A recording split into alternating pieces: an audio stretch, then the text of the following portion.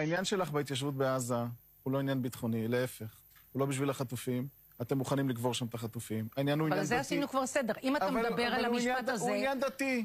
ולראיה. אני מוחקת את המשפט הזה, אין לו קיום. את יכולה למחוק מה שאת רוצה. זה המצב הפרקטי. אין לו קיום. זה מה שאנשים שאת מצביעה עליהם בכנסת. מכיוון שאין יהודי שמוכן לוותר על החטופים.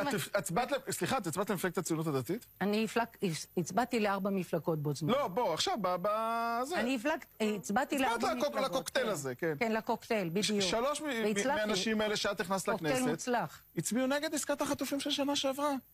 בן גביר וסרלוף וברח עכשיו השם של השר השלישי, הצביעו נגד עסקת החטופים, ומיכאל אליהו. עכשיו רגע, את בעצמך אומרת, עכשיו זה הקוקטייל, אפשר לשאת את הטיעון, אבל מסוג אחר. את בעצמך אומרת, אני רוצה להתיישב בדמשק. מאוד.